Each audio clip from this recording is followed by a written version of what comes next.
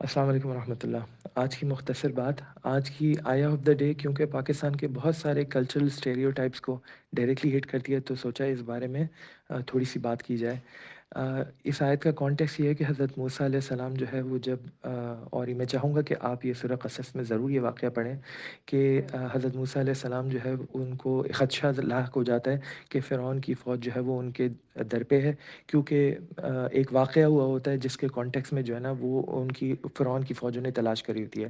غرض وہ بھاگتے ہیں مصر سے اور مدین میں جو ہے جا کے پناہ لیتے ہیں، تو وہاں پر جو ہے ایک فیملی کو وہ دیکھتے ہیں کہ وہ اسٹرگل کر رہی ہے اپنے جانوروں کے لیے پانی کی ارینجمنٹ کرنے کے لیے، اپنی پانی کی ارینجمنٹ کرنے کے لیے، تو وہ جا کر کے ان کی ہیلپ کرتے ہیں، ان کے لیے ارینجمنٹ کرتے ہیں۔ تو پھر وہ فیملی ان کے لیے ایک فیسٹ ارینج کرتی ہے، اور وہ پھر اپنا واقعہ ان کے جو والد صاحب ہیں جو بوڑھے ہوتے ہیں ان کو ایکسپلین کرتے ہیں، اور پھر وہ یہ پرپوزل ان کے سامنے رکھتے ہیں۔ تو اس میں بہت ساری ہمارے کو لرننگز ہیں۔ ایک تو یہ کہ جو لڑکی کے فادر ہے وہ خود پرپوز کر رہے ہیں، ایک لڑکا ان کو جب ملا جس کے اندر شرافت ہے، امانت ہے، صداقت ہے، اور جو خوف خدا رکھتا ہے۔ تو ہم یہ دیکھیں کہ ہمارے یہاں ایک مس عمر ہے کہ جو ہے لڑکی کے فیملی جو ہے وہ پرپوز نہیں کرتی، صرف لڑکے کا فیملی جو ہے وہ یہ چیز رائٹ رکھتی ہے۔ تو اس کے اندر جو ہے وہ ہمارے یہاں کئی بار ایسا ہوتا ہے کہ جو متوسط طبقے کے لوگ ہیں، مڈل کلاس میں، اب وہ جن قسم کے لڑکا ان کو چاہیے جس میں شرافت، امانت، صداقت اور خوف خدا ہو، وہ ان کے یہاں رشتہ بھیجنے سے جو ہے وہ ہیزیٹیٹ کر رہے ہوتے ہیں، اور جن لوگوں کے یہاں خباثت ہے یا جو لوگ کوئی پیسے چاہ رہے ہیں تو وہ ان کے یہاں رشتے بھیج رہے ہوتے ہیں جن میں شرافت، امانت، صداقت اور خوف خدا نہیں ہوتا، تو وہ بھی رشتہ نہیں ہو رہا ہوتا کیونکہ ان کو وہ لڑکے کے ساتھ شادی کرنی نہیں ہوتی، اور اگر کرنی بھی ہو تو وہ اتنا زیادہ جہیز وغیرہ ڈیمانڈ کر رہا ہوتا ہے، گاڑی بنگلہ اور پتہ نہیں کیا کیا،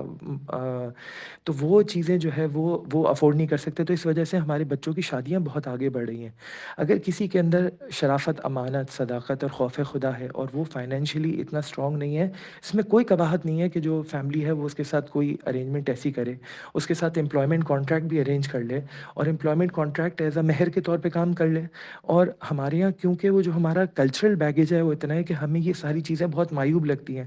جبکہ میں آپ کو بتاؤں کہ جو جیوز ہیں ان کے یہاں یہ چیز بہت کامن ہے، اور وہ اس واقعے کو بہت کلیئرلی ایک انڈیکیشن لیتے ہیں، اور ان کے یہاں میں آپ کو یہ بتاؤں کہ جب یہ ہبریو یونیورسٹی انہوں نے سیٹ اپ کی تھی، تو جو ان کے جو اسکالرس تھے، جو علماء تھے، ان کو انہوں نے بیسکلی اپنی جو امیر امیر قسم کے جو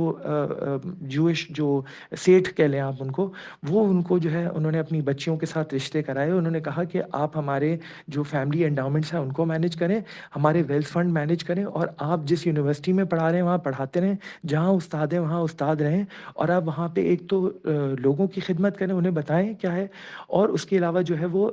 ہمارے بچیوں کے ساتھ آپ خوب اولادیں کریں، اور وہ اولادوں کو بہت اچھا بنائیں تاکہ کل کو یہ ہماری قوم کے لیے بہتری کا سبب بنے۔ تو یہ ایک وقت یہ آ گیا تھا کہ جو سب سے زیادہ جو کہ عبرانی زبان کے اسکالرز ہوتے تھے اور جو ٹیچرز اور پروفیسرز تھے، سب سے زیادہ ساٹ آفٹر تھے بائی دا جیوش جو ایلیٹ۔ تو آج بھی آپ کو ان کی نسلوں میں نظر آتے ہیں کہ ایجوکیشن کا کلچر بہت زیادہ ہے، اس وجہ سے کہ انہوں نے جو ایجوکیشن والے لوگ ہیں انہیں بہت زیادہ پسند کیا۔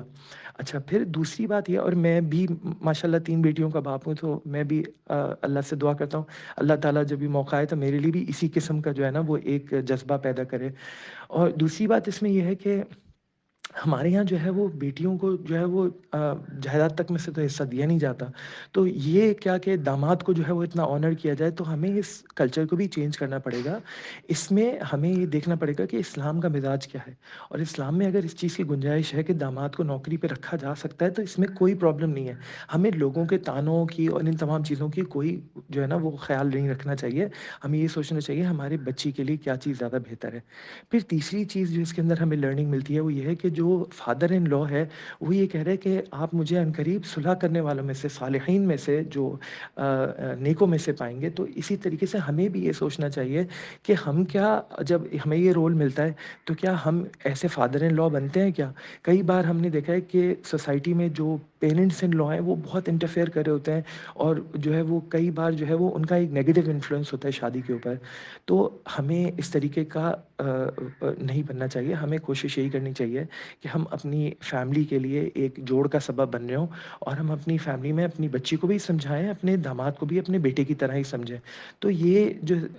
پوری آیت کا کانٹیکسٹ کوٹ کرنے کا مقصد یہی ہے، پوری آیت کا مقصد بتانے کا یہی ہے کہ ہماری سوسائٹی کے اندر جو ہم نے اپنی طرف سے کچھ رواج بنا لیے ہیں، وہ رواج ضروری نہیں ہے کہ وہ دین کے مطابق ہوں۔ ہو سکتا ہے کہ اگر ہم قرآن کی والی جو اخلاق ہیں اس کے اوپر آ جائیں اور قرآن کی گائیڈنس پہ آ جائیں، تو کئی جو بچیاں جو آج گھروں میں بیٹھی ہوئی ہیں ان کے مسئلے بھی حل ہو جائیں، اور کئی جو لڑکے ہیں جو بیچارے فائنینشلی اسٹرانگ نہیں ہیں لیکن ان کے اندر تمام اچھی صفات موجود ہیں، اچھا نسب بھی موجود ہے،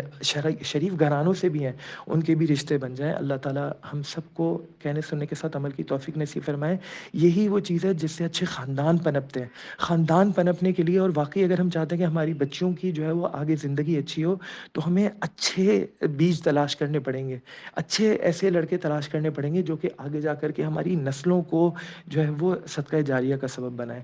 اللہ تعالیٰ ہماری اولادوں کو بھی ہماری آنکھوں کی ٹھنڈک بنائے۔ اللہ تعالیٰ ہماری اولادیں جن کے گھر جا رہی ہیں، اللہ تعالیٰ انہیں وہاں بھی